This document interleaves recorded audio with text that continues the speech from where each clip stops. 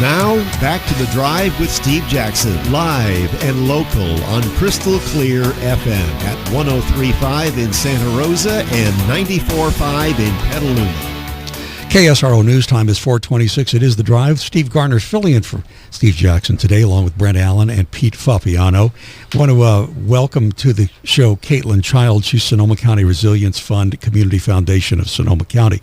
And when she came into the KSRO studio, she opened the door, and accompanying her was the most marvelous aroma of fresh baked goods that, as hungry broadcasters, we certainly welcome. And we said hello, and she's uttered a phrase that I just don't hear often enough, and that is, baking is my life.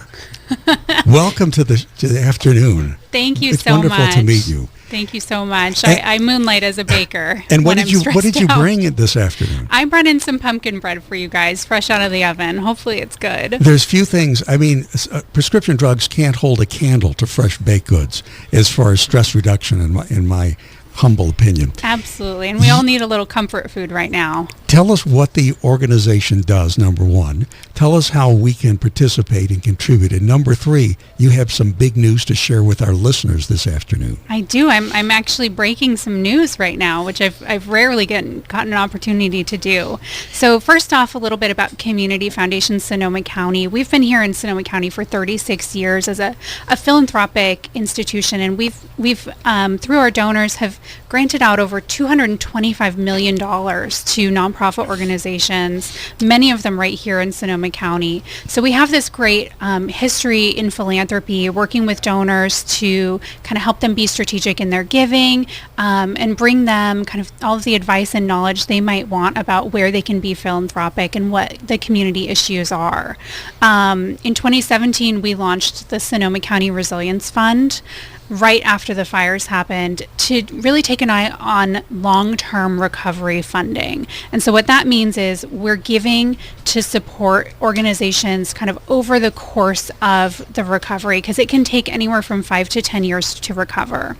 So to date, we've given out over $4.5 million in recovery dollars to nonprofit organizations that have been working since 2017 to help people who were impacted by the fires. Right after the fires, we really kind of took that time looking at the long term of what would those needs be, started identifying those needs, and have been making grants in 3 core areas so far. The first being helping individuals who were impacted by the fires. We're doing that through grants to organizations like Legal Aid of Sonoma County and United Policyholders, also Rebuilding Our Community. Those are organizations that are working one-on-one with people who lost homes and needed either legal advice, insurance advice, or financial support to recover. Our second area of support is healing the long-term effects of trauma. This last week has really just reinforced how that trauma of a fire and this huge catastrophe can really come back to you. And I think for so many of us right now thinking about mental health, it's really remains an issue. And so we're continuing to make grants to those nonprofit organizations that are doing work in healing and mental health services. And then our third area is housing solutions. Housing is just obviously such a huge issue in this community, especially after losing so many homes in 2017. And so we're really looking at where we can be strategic with making grants to help bring new solutions to housing. Right now with this new fire, we're also looking at preparedness as an area that we want to continue or start investing in with grants. And we just want to reiterate that we're here for the long term. So for those folks who do want to give to this recovery, who want to know where they should be giving, United Way of the Wine Country is doing a really great fund for short-term recovery. And so we're recommending that anybody who's interested in donating to short-term relief can look to them as a charitable option. And then for anybody who wants to support kind of that longer-term need, we're here for that. The Resilience Fund is here. We're accepting donations, and we actually just, the news I can break. Can I tell you guys now? I think this is the opportune time. Okay. Facebook has just emailed us to announce that they're going to be donating $150,000 to the Sonoma County Resilience Fund.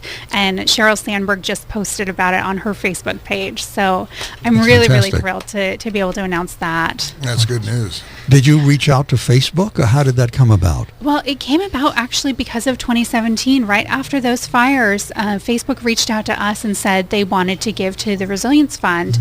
And at that time, they give a $250,000 donation. And at the time, we actually were hoping to maybe raise about $1 million.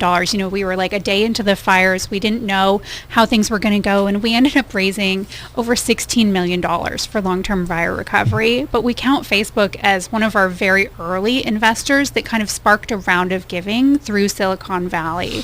So for them to have given then to us in Sonoma County and again today, I mean, Facebook really has our backs. They're holding our community really tightly. They gave us $25,000 for flood recovery as well. And it just seems like every time there's kind of a crisis in our community, Facebook has taken it on them to step up. Yeah, they've really reached out to us directly, which has been kind of miraculous, I have to be honest. Well, kudos, because we hear a lot of negative information about Facebook. Yeah, but I have this is nothing good. but positive things to I can say about tell. them. You can tell probably. And we join you in that too. So what's the easiest way for us to access all the information you just gave Yeah, us? absolutely. So SonomaCF.org for Sonoma Community Foundation. SonomaCF.org is our home base on the web. And we posted links to donate to United Way and to the Resilience Fund on there. And that's probably the best way that people can get to us right now because our offices are unfortunately evacuated. So we've all been working from home as best we can. Unfortunately, though, you have power because you're Yes, able to I vote have for power us. at my Oh. house. Yeah. I'm so lucky. That's very fortunate. You're one of the very, very few lucky ones. Yeah. And your offices are in San Our San offices are Rosa? on the west side of Santa Rosa. Okay, so they're closed. Yeah, so they're closed right Okay. now. And a final question, would we be able to post your pumpkin spice bread recipe? Oh, I can share it. Could Yeah, you- would you- absolutely. or email it to me? You have to tell me if you like it first, if it's Well, worth sharing. Of course I'm going to like it. We're ravenous broadcasters.